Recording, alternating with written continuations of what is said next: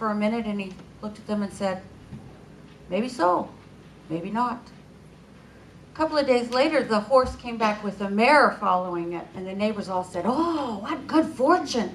Now you can work twice as much land. And he said, maybe so, maybe not.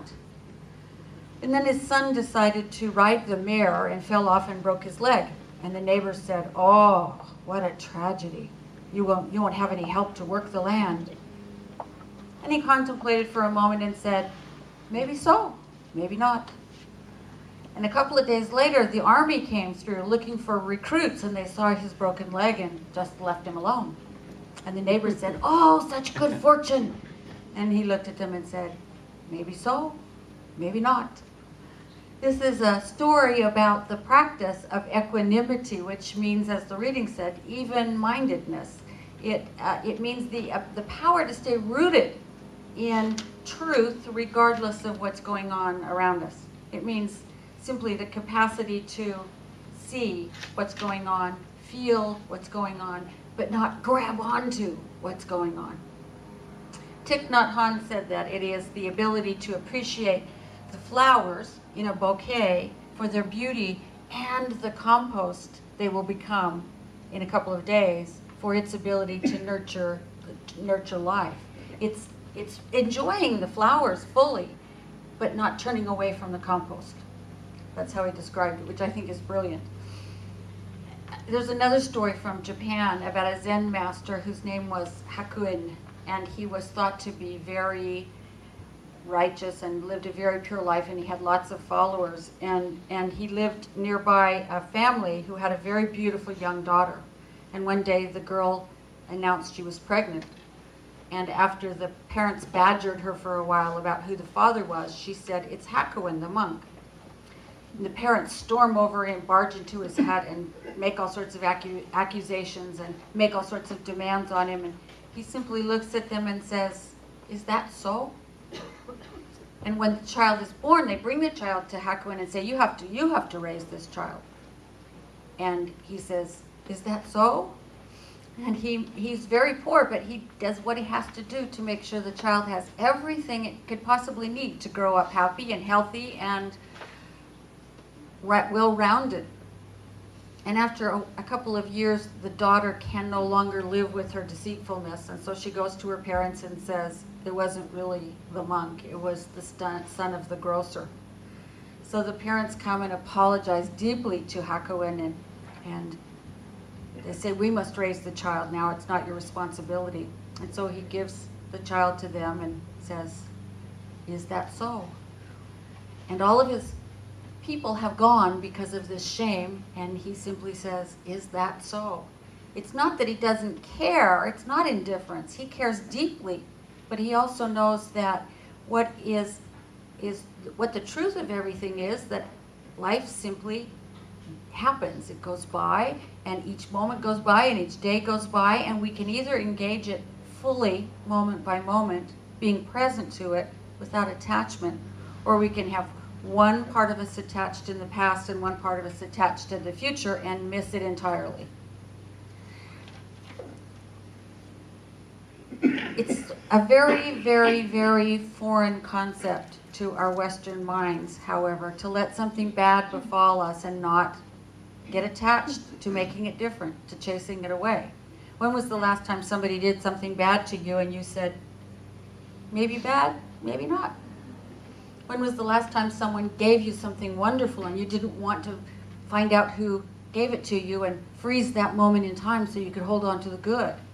We're not used to letting life flow and knowing that, as the Bible says, it came to pass, not to stay. It came to pass, and it comes and it passes and it comes and it passes, right? Equanimity is an essential part of what we're working with for this end of the year period, which is the sacred art of loving kindness. Because without equanimity, we're not able to be unconditional in our loving and in our kindness. And I think that's why we're here. We exist on earth to make manifest the divine, to be the place God shows up, to create the kingdom and queendom of heaven on earth right here and right now. I think that's why we're here, because we're the place God is expressing itself always. And so as we talk about loving kindness, what we're doing is increasing our ability to love ourselves, because Jesus said, love thy neighbor as thyself. If you don't have any love for yourself, you won't have any for your neighbor. How to better love each other, and how to better love the world by examining these 13 concepts, these 13 attributes of God from Judaism.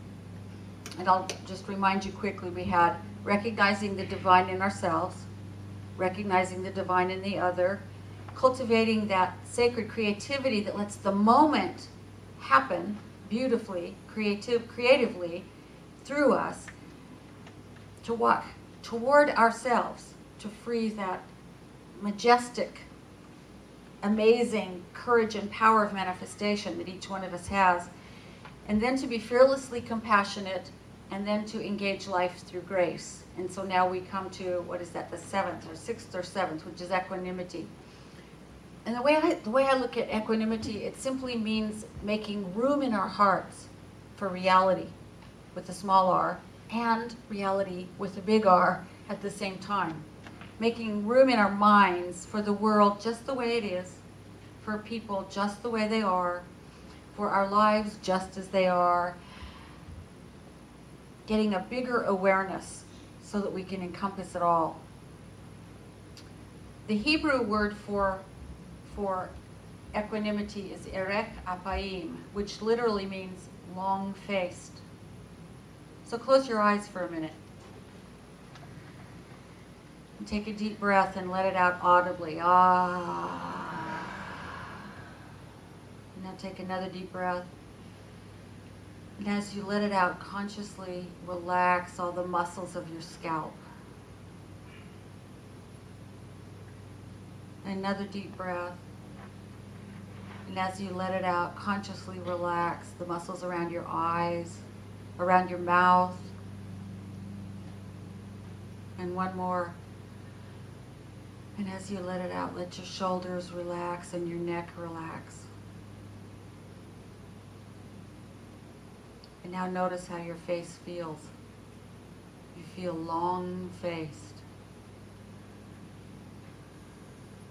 This is the state of equanimity, this relaxed and calm state of being that the Hebrew refers to.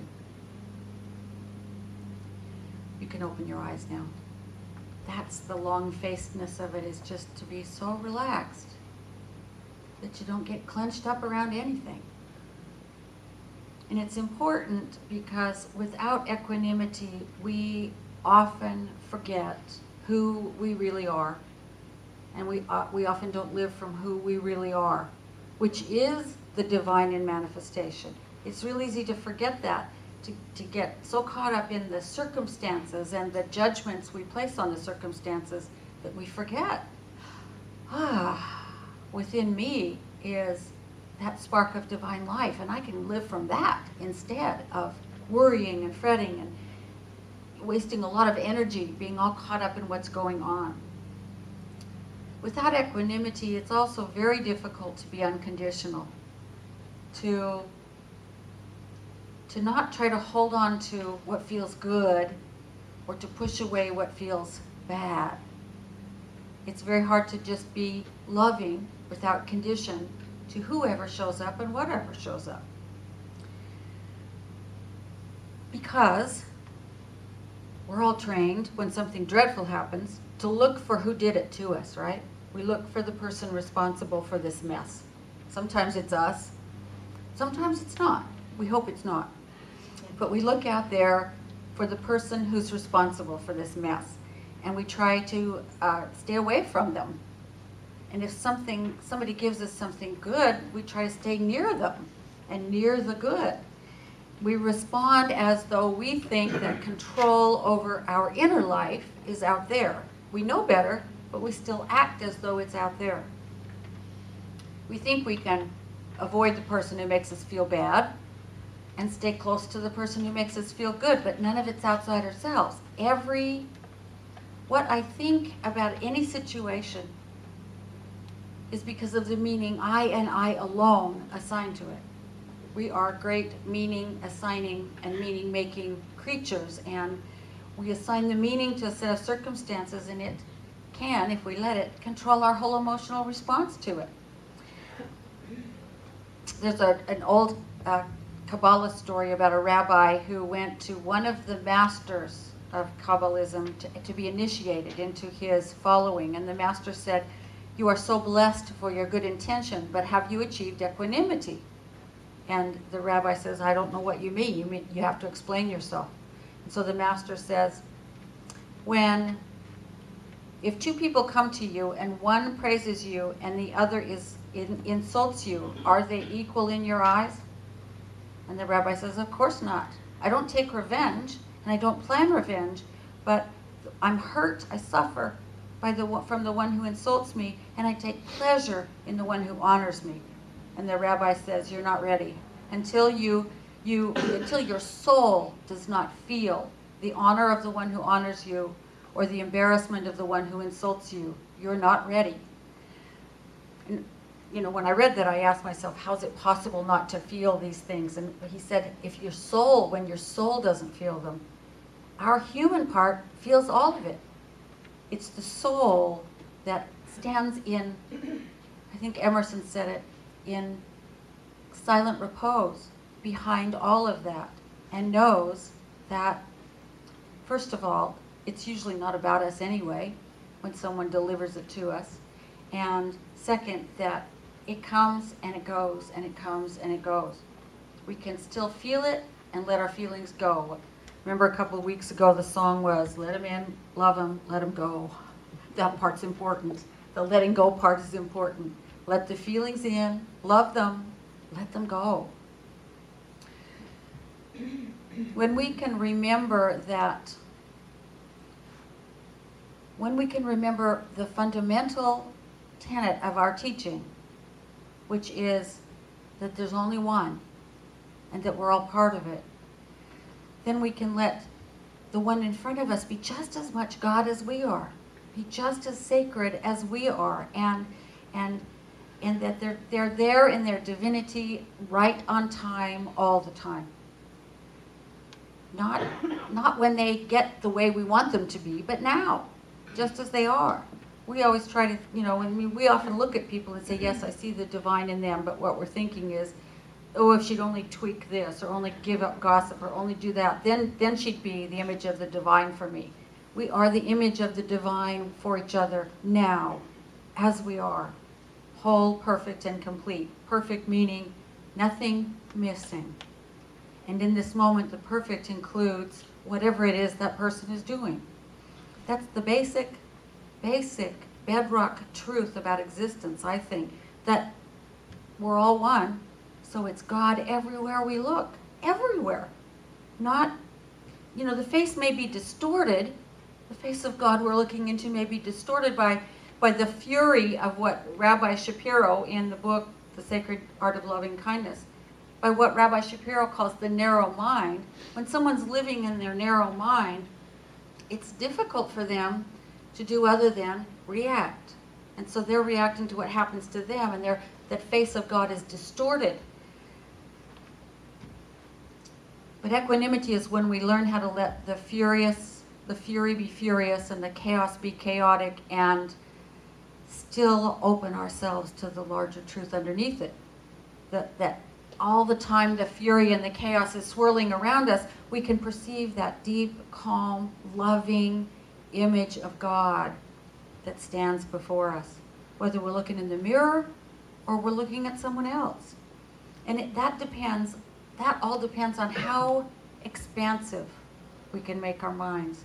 When we are long-faced and relaxed, our minds can expand to encompass both and. The dark and the light, the good and the bad, the fury and the calm, the chaos and the amazing creativity that can come out of chaos. That behind the creation is the creative impulse of the divine. Whether the creation looks chaotic or not.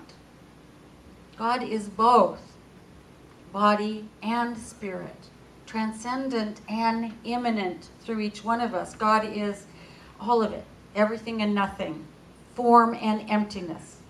There's a wonderful teaching in Buddhism that form is emptiness and emptiness is form. That can take you all day. Or as the Hindus say, you know, Brahman alone is real. The world is, no, how does it go? The world is illusion. Brahman alone is real. The world is Brahman. It's another way to say the same thing. It's another way to say that, paradoxical as it may look, it's all one. It's all one, and there's only one. And so whatever we're looking at is God, is spirit, is what we are, what all of us are. You know, when we can remember that from moment to moment, then the moment is something we can take great joy in. We can find the creativity in it. We can find the increase in spaciousness in our own consciousness around it. We can see what's really going on and lovingly engage creation while we remember that behind the creation is the creative impulse of God. That we can truly, as our founder Ernest Holmes said, look back of the circumstances and find spirit. In his book, the rabbi tells a great story that just I spent a long time with because I loved it so much. He said he was in the basement of a museum in Cleveland, and he came across this beautiful stone statue of Buddha. And as he watched, a tourist came by, stopped, looked down at his untied shoe, put his can of V8 in the Buddha's hand, and leaned over to tie his shoes, and then took his can and went on. And the first thought, of course, is Buddha is holding the can of V8 in one hand and with the other is saying, of course, I could have had a V8, right? But beyond that, there's this kind of shock almost that someone would do that. It's almost sacrilegious. For me, who loves the religious icons of all traditions, there was a little moment of, ugh, how could he do that? And then I thought, what would the Buddha do if it was the real Buddha? He'd hold the guy's can while he tied his shoe, and then he'd hand it back with no comment. He wouldn't mind a bit. Neither would Jesus, neither would Mary, neither would Mother Teresa, neither would any of the great spiritual icons that we talk about. The Dalai Lama would gladly hold your V8. No problem. You know, it's a whole different kind of situation than we sometimes might think about it, because we have assigned a meaning that's different than the meaning an expanded consciousness sees, which is, hey, that's a great place to put your V8 while you tie your shoe. No problem, right? It's a very important question, and again, it drives straight to the heart of our philosophy. If we believe there is only one, if we work to be able to see the divine in everything, would we not happily extend our hand and say, I'll hold your V8 while you tie your shoe? Of course we would. Of course we would. How could we find and how could we not find delight and take joy in helping someone? We're helping our own self, basically, the one. We're helping another manifestation of God. So how could we not take joy in that?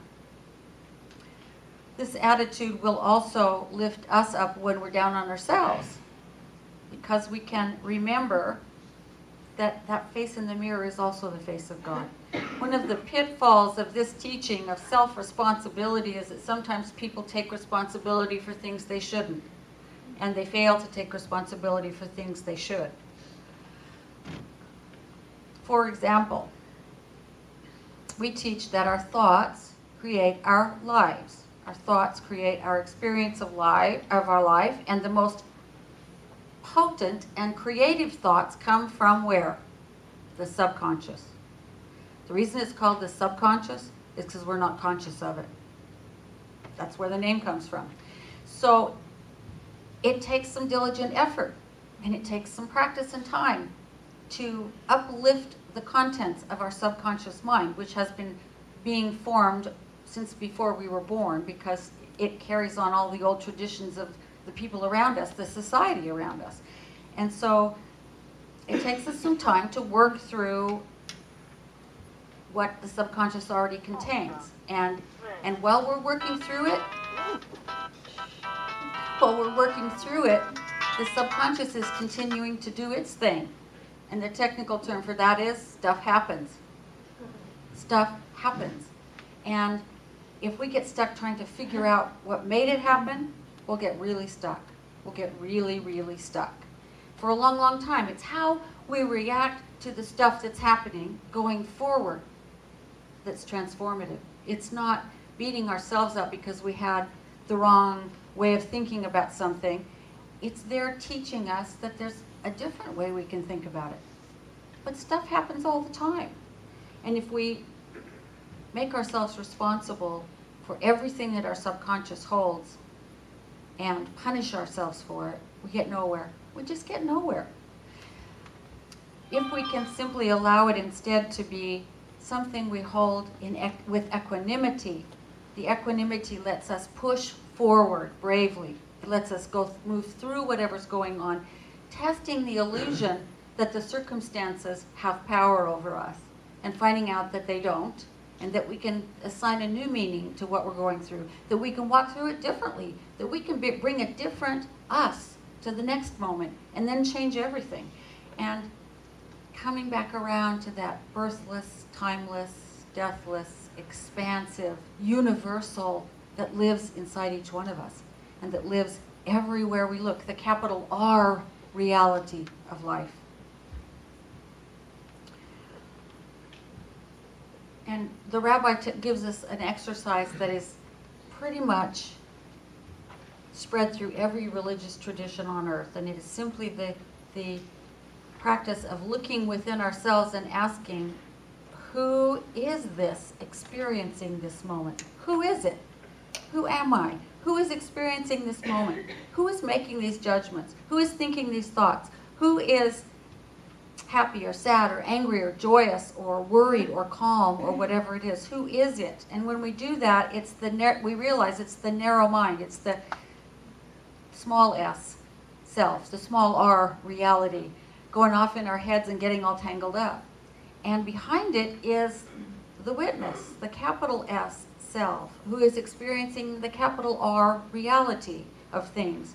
And it sits there in repose, observing all of it and feeling the feelings and letting them go and not getting stuck in the fray of the whole thing. Because we are both the chaos and the repose. We are both the fury and the peace, because we're part of that divine that is all of it at once, all of it. So if we practice doing that, who is this experiencing this knot of emotion and this stuckness and this constriction? If we begin to practice that over time, we start to be able to shift from narrow mind into spacious mind really quickly, into that seat of the witness where we can look at it all. And from that equanimity of spacious mind, we can naturally engage the world with love, with kindness, with unconditionality, without fear, without the need to either cling or defend. And then we can see that the world truly is rooted in abundance, not lack. And it's truly rooted in love and not fear. And it's truly rooted in life, not anything else. We see that the world is not a place made for suffering, but a place that, as Gerard Manley Hopkins put it, is charged with the grandeur of God. Everywhere we look, everywhere we look. We experience it in every face, in every flower, in every circumstance, in every emotion, in all of life, if we can learn to look for it. If we can learn to look for the grandeur rather than the fury. If we can learn to look for the grandeur instead of the chaos. If we can learn to look for God instead of whatever circumstance appears to be there, then the whole world opens up to us. Our whole inner world opens up to us. And we stand in equanimity. We stand in peace. And so I invite you now to just let these ideas sink down into the depths of your being as we pray together this affirmative prayer we call spiritual mind treatment, because we treat our minds to the truth, thereby changing the contents of our own consciousness. It is in this moment that I remember it's all God. And I let that knowing flow through my entire being, relaxing everything, loosening everything, expanding everything, expanding my mind around whatever circumstance might be before me, so that I can contain all of it easily and lightly with love, feeling the feelings, loving the feelings, and then letting the feelings go. I know in this moment that there is only that one that I call God, that goes by a million different names, all of them conveying only a bit of this unknowable presence and power that we can't even talk about, because it's beyond words. It's beyond thoughts. It is all that there is. It is all existence.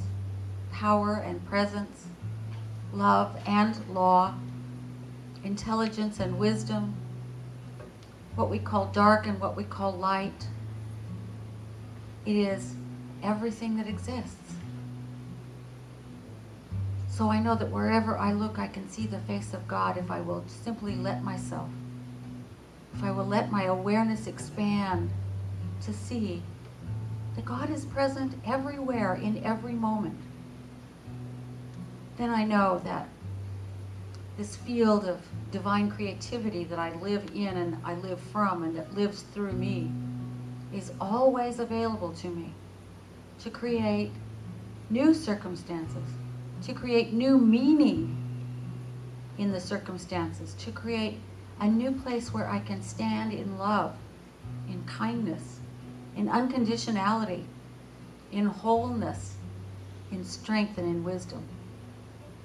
And so I speak my word for each one here, knowing that that expansion into big mind, into capital R reality, happens easily and effortlessly, so that each one of us sees as never before the grandeur that is everywhere present in this world, the gold, the brilliance that is in each moment of our lives, the pearl of great price that each one of us is, the divine manifesting itself through us, in us, as us. And we simply step into that place of equanimity without work, without effort, with absolute grace and ease. And from that place we see that all around us is the grandeur of God. And knowing that this is the truth of each one of us, I simply say thank you. I simply express my gratitude for this knowing, for this time together, for this amazing spiritual community of people who are so full of love and who are so willing to open to the wisdom of God, who are so willing to live life in a bigger, freer, fuller way. I say thank you for this whole thing, this whole amazing adventure we are on together called life as a human being, a spirit having a human experience. I give thanks for all of it. And from that place of gratitude, I just let it be, knowing that it is already so in the mind of the universe. It is whole, it is perfect, it is complete, and it is coming into form and circumstance now. So I let it be. And we say together in anchoring and acknowledging the truth. And so it is.